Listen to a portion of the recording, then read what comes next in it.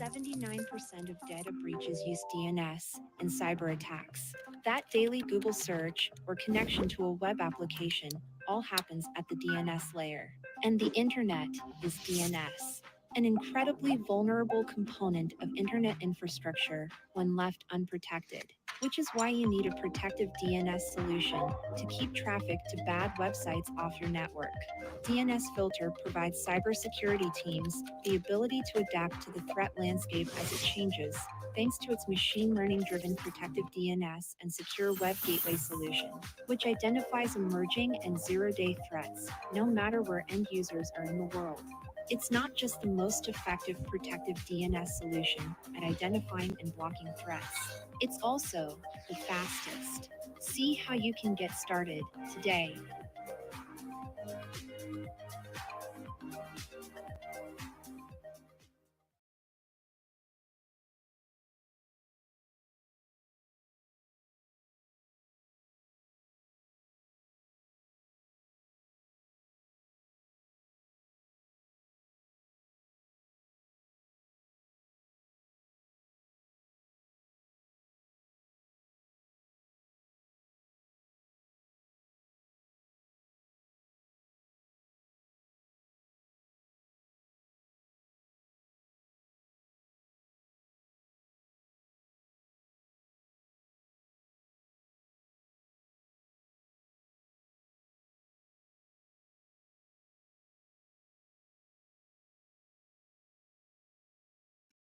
Thanks, everybody, for joining me on DNS Unfiltered. I'm joined today by Raffaele Mautone.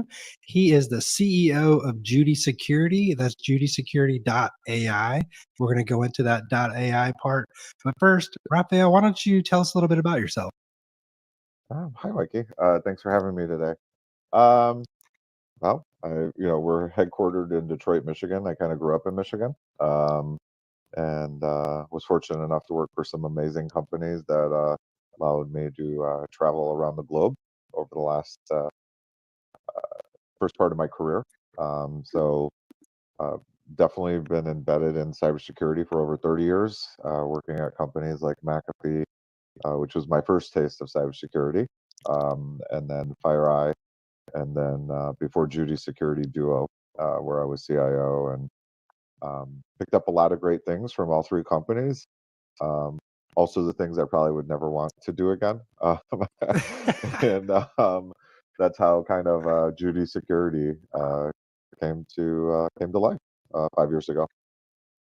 Well, first, what are some of the things you wouldn't want to do again in a generic way? Like, don't put anybody on blast or anything. Yeah, I would never do that. I know better. I think I think there's a lot of fear used in the world even today in cybersecurity, and I think we're all exhausted. So I think, you know, just be honest with partners or customers. We know that, there's a potential for breach.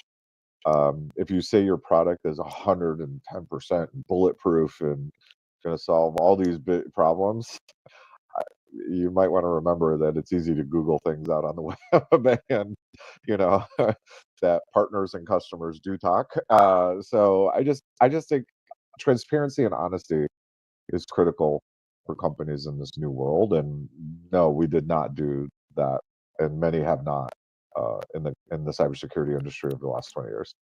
Yeah, I was going to ask, like, what does that honesty look like? And it sounds like it's just, not promising things that you can't deliver on, and Generally, or when you not say fear it's mongering. yeah, or when you say it's a partnership, it's really a partnership, right? Like you see, even like in the channel, you see a lot of partners put all their business into a company, and then all of a sudden the partner program changes because of the street needs the numbers to be better, or they take the customers direct, which can destroy a partner. So there's just it's an industry that's had a lot of problems. I think it has potential to get better. I think the other thing that just drives me absolutely crazy and I'm passionate about is this thought that not everyone can be in cybersecurity.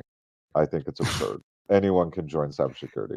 And it doesn't matter if you want to be a salesperson, a technical person, a marketing person, anyone can shift over to cybersecurity. And even there, a lot of the thought leaders and technical teams are very territorial or don't want to put in that effort and give people a chance. And you just go, but someone gave you a chance. We just have to keep remembering that to allow the next generation of cybersecurity experts to come in. They're going to have to be given a chance and they're going to have to be mentored. And yes, I firmly believe anyone can do it if they're passionate about it. Yeah, I'm really glad you said that. I was actually having a conversation with someone on Reddit. I had said something, like I do, like anybody does, get a little Reddit action. And, it's a conversation and they direct messaged me like, oh, I'm so jealous that you're in cybersecurity. I was like, and it's probably, a younger person maybe starting off in their career. That's kind of the sense that I got. And I basically just said, I have a tech background. You clearly work at an MSP, so you have a technical background, but I now work in marketing. Like there's way more jobs in cybersecurity, like just like any other industry than just, the red team and the blue team and the purple team or whatever. Right. So, there is space everywhere and you may have strengths that you don't know about. So like me, for example, with the tech background, I can speak nerd, love speaking nerd, but I can also, talk normally like we're doing here. And that is well suited for marketing.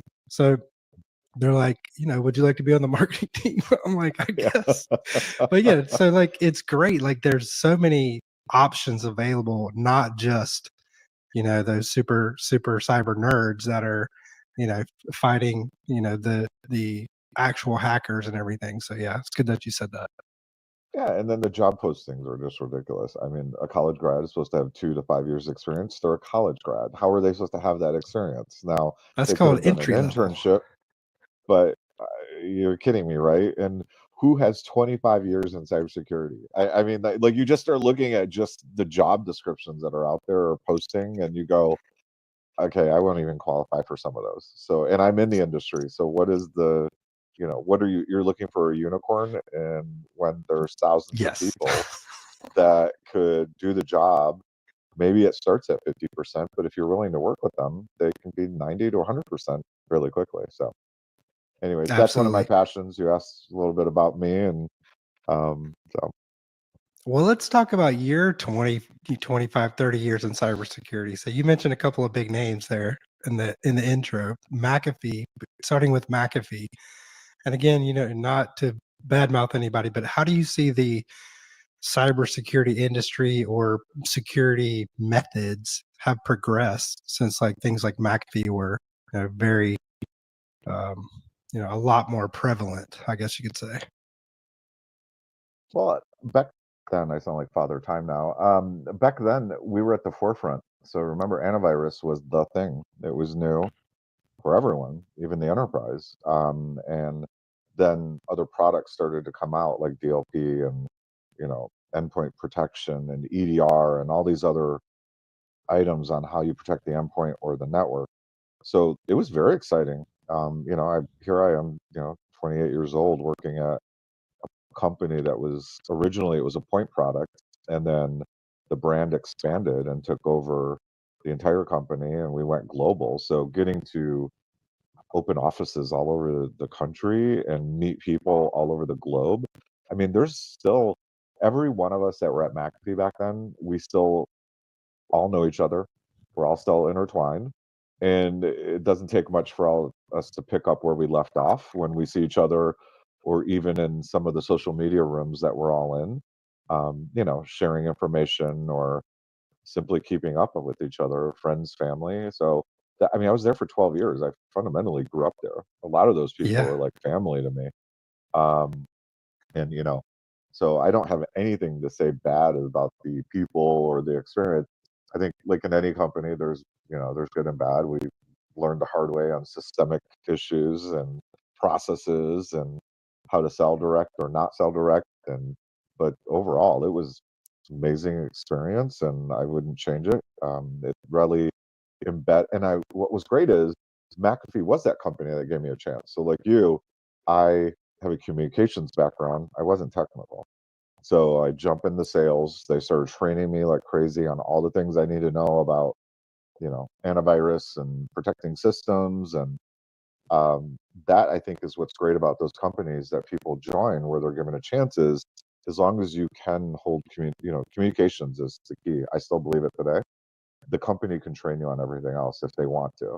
And that's what was great. I went from sales, went into operations, and then went into IT. I went back into operations, and then went back into sales. And like I said, I got to open like 15 offices around the globe. That was an amazing experience. And so I was very fortunate. I'd go back and hug that 8-year old that clicked on that link and applied for the job, Yeah. because I had no Good idea what it job, was. Raphael. Yeah, it was just like, what is network associates? Because that's what they were called. And what is this point product? Okay, it's a sales job. I'll do it, and see what happens. But funny how that one moment changed my life, because now I'm addicted to cybersecurity. It is a amazing industry, and that technology is always changing. So if you like change, this is the industry to be in. Well, And like I was going to say, we just got the title for the episode, Addicted to Cybersecurity. yeah, I mean, once you get in, if you really like change and problem solving and getting to work with people that become your family, it's an amazing industry to be in. So I left there after the Intel acquisition, went to FireEye. FireEye was a little bit more of that true startup, and we grew to 3,000 employees, went IPO. It was the first time I ever seen a company was in a company that went IPO. And that was an amazing experience. It was a lot of hard work. It was not easy. But again, but again, we all felt like family, and we were all driving towards the same goal of growing the company, and starting to build out that global model. From there, like every good Midwestern kid, I tried to get my parents and family to move to Texas or California, and they wouldn't do it. So I moved back to Michigan to be closer to my family, which is where I grew up, and met a guy named Doug Sung, who had this startup called Duo. And you know, we talked for almost a year, and then finally he had the right role, and I joined as CIO. So it was a great 4-year stint there as well, watching us grow from I think it was like 100 employees when I joined, up to 850 when Cisco acquired us. Wow. And then yeah, the CFO and the CIO are the first to go in an acquisition. So see you, Raph. I said, okay, that's fine. I'm not personally offended. Exited, took a little bit of a break, and then I thought, well, if everyone else can start a company, why can't I? And just kind of drew this napkin design of what I thought Judy would be. And 5 years later, that napkin design is live. So it's exciting. Yeah, very cool. So before we get into Judy, tell me about the previous name of Judy Security, basically, or if it was. I mean, I know the company has kind of transitioned a little bit, kind of reinvented itself, I guess you could say. You definitely have new branding, and tell me about Adya Security and like how the progression from Adya to Judy kind of started to formulate. Well, when you're sitting there going, okay, I have the design technical, I think as a founder, it's like, oh God, what am I going to name this? Like, trust me, if you go back in time on a lot of companies, you see a lot of name changes I know there Yeah, were, like a Duo, like there this was one. 3. Yeah, like Duo, there was 3. I know DNS Filtering had one. So I think founders, we just kind of go, what would be a good name? But then you get in the marketplace and it doesn't really resonate. So the name itself is actually, the first 2 A's are the initials of my daughter's first names. The D is capitalized because I knew I wanted to be headquartered in downtown Detroit. So I'm Googling AAD names on the internet, and this name popped up. It's Latin and Middle Eastern, and it can be pronounced Adia or Adea. And so I started showing it to some marketing friends, and they're like, "Looks like a cool name," and you're gonna have people not understanding how to pronounce it. So we started with Adia. Then we said, it's not. So we started training people to say Adea. And so it, the story, as we started to grow and started to, bring on customers, like, oh, wow, that's Raphael's daughter's name. And the D is capital, for Detroit, and they're headquartered in Detroit. So it became this story, right? And people would share that story, and then people would be interested in our product, what we're doing, and the team. Um, up until about a year ago, where we had named the AI of our product Judy, right? And everyone started calling us Judy. Like Judy was hitting it right on the nail. Like there was no question about the product and what the name was. So you started going, everyone's calling us Judy and they're not able to pronounce this other name. We probably should just transform and become Judy Security, and our product would remain Judy. And as much as I love my daughters, names are in the original name and the Detroit. You also see though with Judy, people warm up. They're like, Judy, wait, your company name is Judy Security? They have a friend that's named Judy, a grandmother, an aunt, a cousin. They think of Judy Garland, Judy Jetson. So there's just this whole other arm of marketing just based on the name and the simplicity of it. And so that's why once we start, last year we said, okay, we're going to move over to Judy Security, and it's taken off. It's really if everyone listening didn't quite grasp that, Raphael here was listening to the market and changed the name of his business to resonate more with them. Like that is a power move in the marketing space. People were telling you what you should be, and then you became that thing. Not that you already weren't, you just kind of made it more official. So with Judy Security, you were telling me about kind of the 7 pillars of cybersecurity that you guys kind of focus on. And actually, before that, tell everybody what Judy Security does. Give me the pitch. Yeah, so we actually built a platform, not a point product, that has 7 pillars specifically for small and medium-sized businesses and is designed in a way for our partners. So we know small to medium-sized businesses actually purchase through MSPs.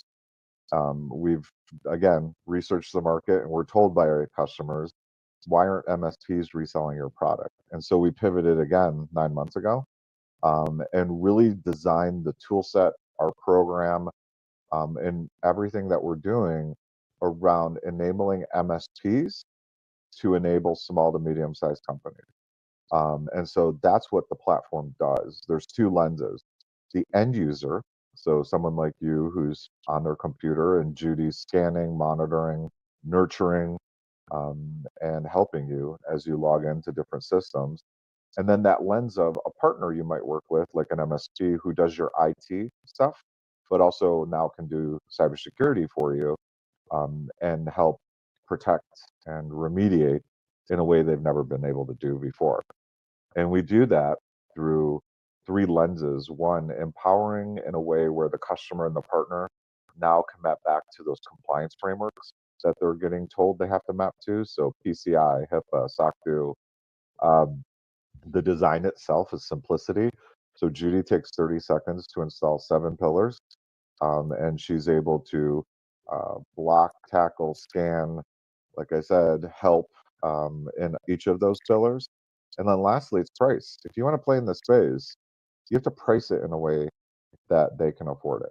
And so Judy's pricing definitely aligns to what a small business can afford, as well as a partner can make money on. So Judy Security is really a tool, a suite, I guess you could say, for MSPs to deploy into their end customers' environments. Correct. And And it's small to also, medium size. Yeah. I did catch your, I guess, Detroitian. Is that how you would say that? A good, Detroit. good Detroitian, using a blocking and tackling reference in your pitch. Love it. Yes, Good we're one. the Lions. The Lions are very well in It's U like, of M. I have to be a Lions fan. I have to Yes, be. yes. So yeah, and what's great is that here's the thing: the 3,500 point products out there today are all amazing. They may have started in small business, but they all moved to the enterprise. And what we hear in the marketplace, so we saw it 3 years ago, we hear it from everyone now, is even the larger companies are saying they can't stitch together 7 point products. So how would you expect a small business to do that? And they will never have a security team on site, right? Yep. So automating all of that and then empowering the MSPs is why we're disrupting the industry, and we're seeing many partners coming forward, because even there, the partner programs that are out there are very exclusive or restrictive. You have to guarantee $1 million in revenue. You have to do all these certifications. Well, they're emerging as well, right? This is the first time they maybe are selling cybersecurity. They don't know how much revenue they're going to make. So even the simplicity of our program and the way it aligns to what a partner needs is why CRN highlighted us last week with your company as one of the top 5-star programs this year again. So it's many pieces of the puzzle that you have to, like you said, I listened to the marketing side of it, but we listen to everything a partner says, whether it's good or bad, and go, how do we automate that, operationalize it, or simplify it for them and their customers? Yeah, and that simplification comes in the form of 7 points or pillars that you have identified through your years of experience as, I mean, it seems like, what every business needs, It regardless is. of their Yeah. situation. This is the core set of tooling, cybersecurity that you need. I'm just going to read them real quick. They are DNS filtering. Number one, love that. That's at the top. Password manager, a SIM of some sort, plus XDR, compliance management and reporting, secure authentication, which I guess that could be kind of like zero trust type of stuff. I guess, well, really the whole thing is zero trust. But anyway, Yeah, it's going to be MFA, single sign-on, and passwordless is what's gotcha. embedded into that pillar. And then you have endpoint detection and response, EDR, and then training, security awareness training. And I saw that for the first time like a few months ago, and I was like, yeah, that's it. That's like the package, MSP in a box.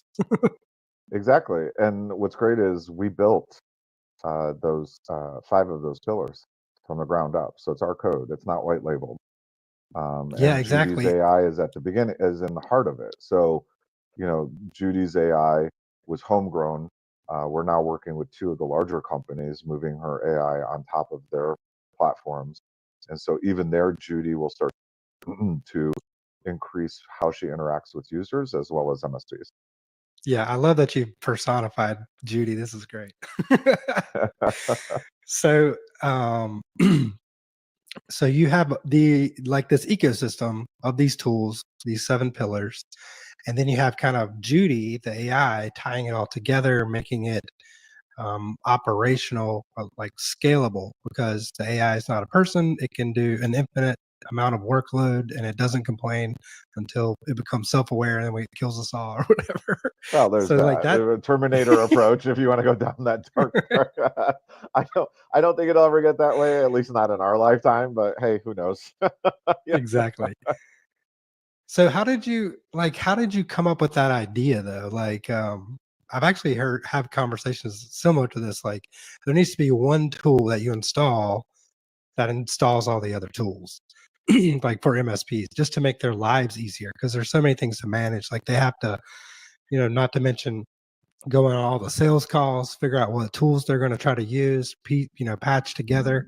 But you've really just put it all together. Like, when did you start seeing that as like the logical progression or the next step? Well, that's on my napkin design from 5 years ago. Was to, Okay. okay, how do you take all these things customers have to buy and automate it or pull it together? And don't get me wrong, we tried white label at first. Like, we were like, well, we'll just stitch it all together, and then You're like, poof, it everybody's blew up in our API is face. terrible. We can't Blew deal up with in our this. face, just like we knew. Now we know that happens to everyone. And Judy's AI could not drive, which was the main pillar to do all of this for small and medium size. So once that didn't work, we went back to the drawing board and said, okay, let's start building these out. And that's what evolved over the last 4 years. About a year ago, we were doing the direct business, but it wasn't. Again, we started listening to their customers, and we kept hearing the same thing. Well, I'm going to bring my MSP on the call to validate that this product is good. Okay, this is the common thread here. They're all saying they go to an MSP. So we started talking to those MSPs, and they said 2 things. Your product looks great. We can't stitch these together. We've tried and it's failed. That's why the customer's shopping. for another platform because of cost and how painful it has been with some of the point products. And two, we don't make money on this. We're losing money by enabling small to medium sized businesses because we're trying to stitch it together, and we're having to hire an army of security people to maintain, update, and it's just not worth it on the ROI. So we went back and said, okay, a year ago, time to double down on MSPs and really empower them. That's what led to some shifts in the design from 3.0 to 4.0 that just went live in February. So there's a much more robust portal for the partner that gives them admin access, the ability to create licenses real time. I mean, many other companies, you have to send in a PO and wait, which drives customers and partners crazy. Um, the ability to see all the vulnerabilities, how they're being resolved. And then the last piece of the puzzle, going back to your original question, RMM tools. They immediately came at us and said, Judy needs to work with all the RMM tools that we use. That in itself was a journey of its own that I had a lot of adult beverages at night because you start to realize they're all Get out designed another differently. napkin, a Yeah, Sharpie another this napkin time. going, good God, what have I gotten us into? But Judy does deploy through all RMM tools. And then last week, which we can share now, we were certified by ConnectWise. So Judy does integrate into ConnectWise also for PSA. So as their customers open tickets, that will flow into the partner's PSA tool. And they can also deploy Judy through a silent install through ConnectWise. So that is really doubling down and listening to the partner and operationalizing everything that they do. Now, are we perfect? Nope. We always talk to the partners. We listen to the partners. What else is missing? What don't you like? And we try to do quarterly sprints to get them what they want if we know it's going to be great for the masses. I have a feeling they're about to ask you to build an RMM and a PSA. There's a lot of turmoil in that environment at the moment. There is, yes. It's been an interesting journey. So, but we're there. So You mentioned there are 5 of the pillars are built in-house. 2 of them are not. One of those is DNS filter. So we're kind of part of your package. I'm Mhm. curious, I wouldn't be doing my job very well if I didn't ask, why did you pick DNS filter? Well, remember 5 years ago, Ken and I met 5 years ago, your CEO, and you guys were emerging, we were emerging. Now, his goal, and I'm not generalizing, we're going to go towards the enterprise. Okay, well, can I work with you and embed your code into our code? And we're only focusing on small to medium sized business. So that's how the relationship started. Both technical teams worked very closely together, and it was a great journey. So yeah, DNS's code is embedded into Judy's code for phishing and DNS.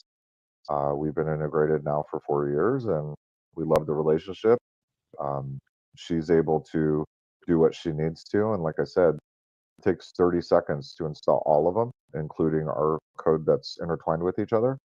And then our partners have the portal where they're able to see not only DNS, but EDR and even the identity access information in one console. So it's been a great relationship, and we're very appreciative of that partnership. Yeah, the single pane of glass is real. And I love the fact that we kind of grew up together. It's a really good story. We should dive into that a little bit deeper sometime.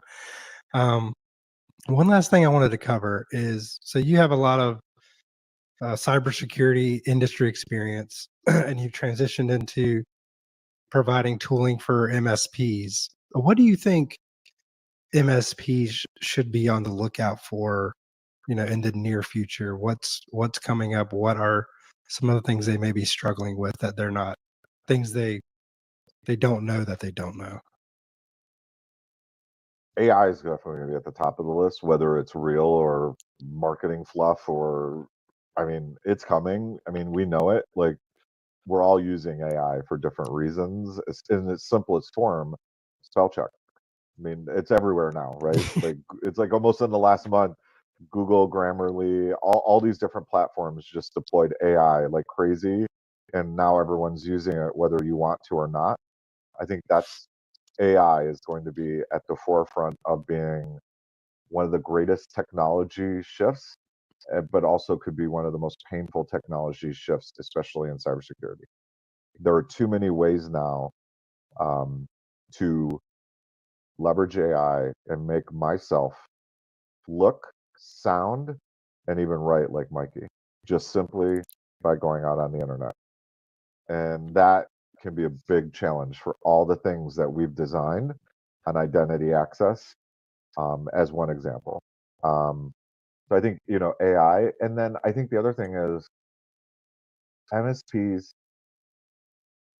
are very, very much tired of all the gimmicks. So I don't think this is for the MSPs. I think this is for all the companies out there.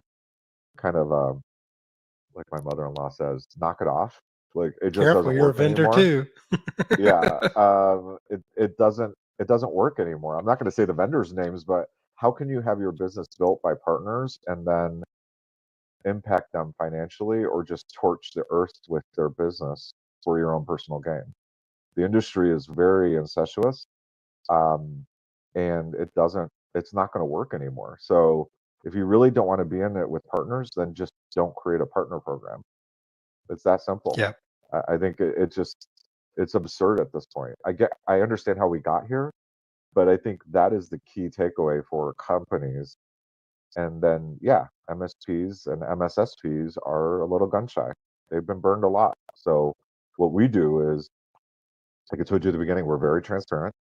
We always listen, and we have to earn their trust. So we treat them like they're part of the family or part of the company, so that they see the good, the bad, and ugly, and then they know that they're helping us design the platform or modifying our programs so that it empowers them. Yeah, that's a really good perspective. That's actually the entire reason I have my current job, partner evangelist. So like you mentioned how you met our CEO Ken Carnesi 5 years ago, and we are trying to get into enterprise mid-market. We have always been strong with MSPs, but about a year and a half, 2 years ago, Ken, he has to be a bit removed because he has other things to worry about as a CEO, started realizing that our partners, our MSP community, was not getting the love that they deserved and that he built this company upon. So he basically said, Mikey, like, go fix it. Like, go fix that. So, like, just like you said, you have to really care about that partner community and not, it's actually really easy to be a good partner. It's just that a lot of people don't put it as a high priority, I think is what it is. High priority, or just treat them like they're part of the company.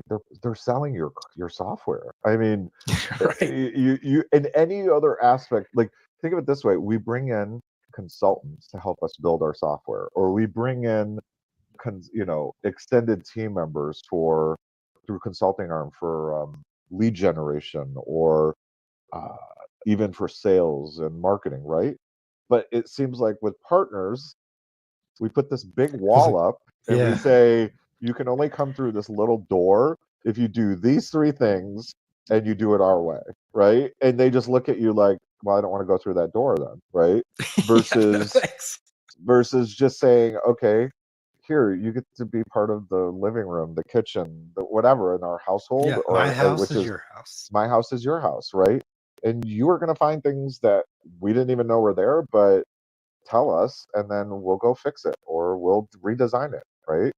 The other analogy I always use is we used to like bang our heads up against the wall. God, why aren't they doing deal reg? Well, they do. The minute you put it in deal reg, someone in the company was going to go and try to call them and pull it in direct, right? So how can you expect partners to deal reg something when they're basically giving you the keys to the kingdom into their business, and then you might use it against them, right? Yeah. So it's That just is this. that is like the death knell for a partner Yeah, program. you tell Easily. someone that I have to do a deal reg, you can just see it on their face. Oh yeah, that's not happening. Like, just like why don't I just give you my social security number while I'm at it? Yeah, I here, why mean, don't I just pay? I'll just pay you. Fine. right? Take my house. Oh, So I got it's a I just got a new boat. Do you want yeah, it? Or do you take it? it's just absurd what has been done in the industry to partners, and I guess we're just going in the opposite direction, which is proving itself because our partners love us. So Well, that's great to hear, and congrats on all the the awards and the success. And thank you for having DNS Filter be a part of your stack. MSP in a box, and for all the MSPs listening, the two kind of key things that Raffaele mentioned to kind of look out for are AI. It's coming, and partner shenanigans. You're tired of them. We're tired of them. Judy Security and DNS Filter are both on a mission to have really robust partner communities and really listen and be, joined. Come to our living room and hang out. exactly. Well, thank you for joining me, Raffaele. I'll see you next time. Thank you for having me.